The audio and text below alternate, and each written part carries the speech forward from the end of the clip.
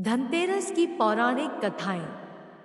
धनतेरस से जुड़ी कथा है कि कार्तिक कृष्ण त्रयोदशी के दिन देवताओं के कार्य में बाधा डालने के कारण भगवान विष्णु ने असुरों के गुरु शुक्राचार्य की एक आंख फोड़ दी थी। कथा के अनुसार देवताओं को राजा बलि के भय से मुक्ति दिलाने के लिए भगवान विष्णु ने वामन अवतार लिया और राजा बलि के यज्ञ स्थल पर पहुंच गए। शुक्राचार्य ने वामन रूप में भी भगवान विष्णु को पहचान लिया और राजा बलि से आग्रह किया कि वामन कुछ भी मांगे उन्हें इनकार कर देना। वामन साक्षात भगवान विष्णु हैं, जो देवताओं की सहायता के लिए तुमसे सब कुछ छीनने आए हैं। बलि ने शुक्राचार्य की बात नहीं मानी। वामन भगवान द्वारा मांगी गई 3 पग भूमि दान करने के लिए कमंडल से जल लेकर संकल्प लेने लगे। बलि को दान करने से रोकने के लिए शुक्राचार्य राजा बलि के कमंडल में लघु रूप धारण करके प्रवेश कर गए। इससे कमंडल से जल निकलने का मार्ग बंद हो गया। वामन भगवान शुक्राचार्य की चाल को समझ गए। भगवान वामन ने अपने हाथ में रखे हुए कुशा को कमंडल में ऐसे रखा कि शुक्राचार्य की एक आंख फूट गई। शुक्राचार्य छटपटाकर कमंडल से निकल आए। इसके बाद बलि ने 3 पग भूमि दान करने का संकल्प ले लिया।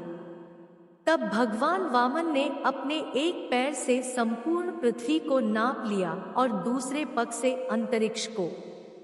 तीसरा पग रखने के लिए कोई स्थान नहीं होने पर बलि ने अपना सिर वामन भगवान के चरणों में रख दिया। बलि दान में अपना सब कुछ गवा बैठा। इस तरह बलि के भय से देवताओं को मुक्ति मिली और बलि ने जो धन संपत्ति देवताओं से छीन ली थी उससे कई गुना धन संपत्ति देवताओं को मिल गई। इस उपलक्ष्य में भी धनतेरस का त्योहार मनाया जाता है। अन्य कथा। कहा जाता है कि एक समय भगवान विष्णु मृत्युलोक में विचरण करने के लिए आ रहे थे, तब लक्ष्मी जी ने भी उनसे साथ चलने का आग्रह किया। तब विष्णु जी ने कहा कि यदि मैं जो बात कहूँ तुम अगर वैसा ही मानो तो फिर चलो। तब लक्ष्मी जी उनकी बात मान गई और भगवान विष्णु के साथ भूमंडल पर आ गई। कुछ देर बाद एक जगह पर पहुंचकर भगवान विष्णु ने लक्ष्मी जी से कहा कि जब तक मैं न आऊं तुम यहाँ ठहरो। मैं दक्षिण दिशा की ओर जा रहा हूँ, तुम उधर मत आना। विष्णु जी के जाने पर लक्ष्मी के मन में कौतूहल जागा कि आखिर दक्षिण दिशा में ऐसा क्या रहस्य है जो मुझे मना किया गया है, और भगवान स्वयं चले गए। लक्ष्मी जी से रहा न गया और जैसे ही भगवान आगे बढ़े लक्ष्मी भी पीछे पीछे चल पड़ी। कुछ ही आगे जाने पर उन्हें सरसों का एक खेत दिखाई दिया जिसमें खूब फूल लगे थे। सरसों की शोभा देखकर वह मंत्रमुग्ध हो गई और फूल तोड़कर अपना श्रृंगार करने के बाद आगे बढ़ी।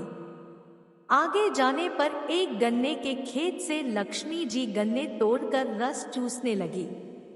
उसी क्षण विष्णु जी आए और यह देख लक्ष्मी जी पर नाराज होकर उन्हें शाप दे दिया कि मैंने तुम्हें इधर आने को मना किया था, पर तुम न मानी और किसान की चोरी का अपराध कर बैठी। अब तुम इस अपराध के जुर्म में इस किसान की 12 वर्ष तक सेवा करो। ऐसा कहकर भगवान उन्हें छोड़कर क्षीरसागर चले गए। तब लक्ष्मी जी उस गरीब किसान के घर रहने लगी। एक दिन लक्ष्मी जी ने उस किसान की पत्नी से कहा कि तुम स्नान कर पहले मेरी बनाई गई इस देवी लक्ष्मी का पूजन करो, फिर रसोई बनाना, तब तुम जो मांगोगी मिलेगा। किसान की पत्नी ने ऐसा ही किया। पूजा के प्रभाव और लक्ष्मी की कृपा से किसान का घर दूसरे ही दिन से अन्न, धन, रत्न, स्वर्ण आदि से भर गया। लक्ष्मी ने किसान को धन धान्य से पूर्ण कर दिया। किसान के 12 वर्ष बड़े आनंद से कट गए। फिर 12 वर्ष के बाद लक्ष्मी जी जाने के लिए तैयार हुई। विष्णु जी लक्ष्मी जी को लेने आए तो किसान ने उन्हें भेजने से इनकार कर दिया।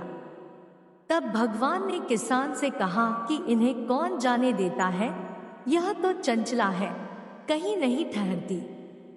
इनको बड़े बड़े नहीं रोक सके। इनको मेरा शाप था, इसलिए 12 वर्ष से तुम्हारी सेवा कर रही थी। तुम्हारी 12 वर्ष सेवा का समय पूरा हो चुका है। किसान हठपूर्वक बोला कि नहीं, अब मैं लक्ष्मी जी को नहीं जाने दूंगा।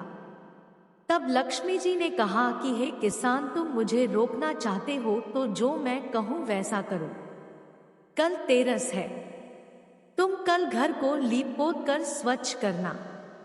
रात्रि में घी का दीपक जलाकर रखना और सायंकाल मेरा पूजन करना और एक तांबे के कलश में रुपए भरकर मेरे लिए रखना। मैं उस कलश में निवास करूंगी, किंतु पूजा के समय मैं तुम्हें दिखाई नहीं दूंगी। इस एक दिन की पूजा से वर्ष भर मैं तुम्हारे घर से नहीं जाऊंगी। यह कहकर वह दीपकों के प्रकाश के साथ 10 दिशाओं में फैल गई। अगले दिन किसान ने लक्ष्मी जी के कथानुसार पूजन किया। उसका घर धन धान्य से पूर्ण हो गया। इसी वजह से हर वर्ष तेरस के दिन लक्ष्मी जी की पूजा होने लगी।